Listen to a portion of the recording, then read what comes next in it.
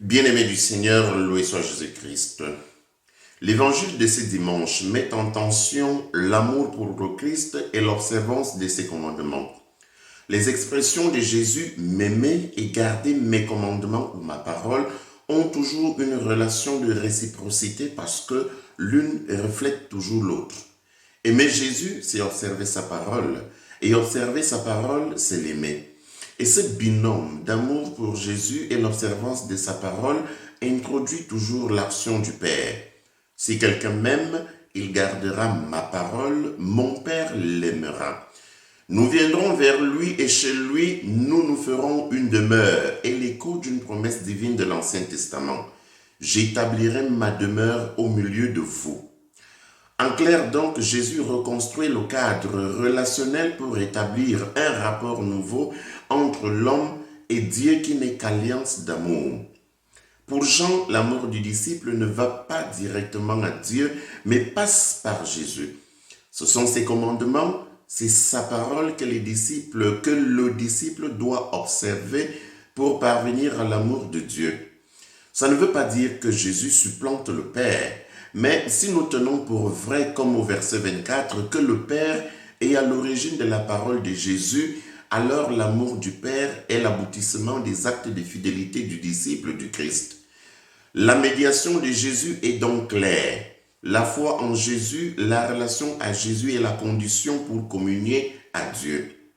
L'Esprit Saint que le Père enverra en mon nom, lui vous enseignera tout et il vous fera souvenir de tout ce que je vous ai dit. Il est donc clos le ministère public de Jésus. Cependant, la mission du salut doit se poursuivre grâce à l'Esprit Saint que le Père enverra au nom de Jésus. La mission reste essentiellement la même. L'acteur principal est l'Esprit Saint qui doit renouveler aux agents missionnaires que sont les disciples, la nature, le contenu et le but de la mission. L'originalité avec Jésus, c'est que désormais l'homme est associé à la mission salvatrice de la Sainte Trinité. Je vous laisse la paix, je vous donne ma paix, ce n'est pas à la manière du monde que je vous la donne. La paix, cette salutation habituelle dans le monde sémitique n'est pas une simple formule banale. Elle ne signifie pas simplement la tranquillité de l'âme ou absence de conflit. Dans la tradition judaïque, la paix renvoie d'abord au salut, à la plénitude de joie. Quand Jésus laisse donc avec insistance sa paix aux disciples, il leur garantit en réalité le salut messianique, lui le prince de la paix selon la prophétie d'Isaïe. Cette paix, il ne la donne pas à la manière du monde parce que la paix de ce monde est illusoire. Il la donne à sa manière. Les verbes conjugués ici au présent soulignent l'actualité du don et son caractère définitivement durable.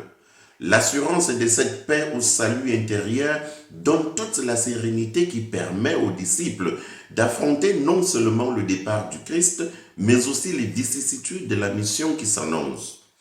La paix du Christ donnée débouche sur la joie. Il ne peut en être autrement puisque le Christ va vers le Père. Rien n'est donc perdu et rien ne sera perdu face aux atrocités des persécutions.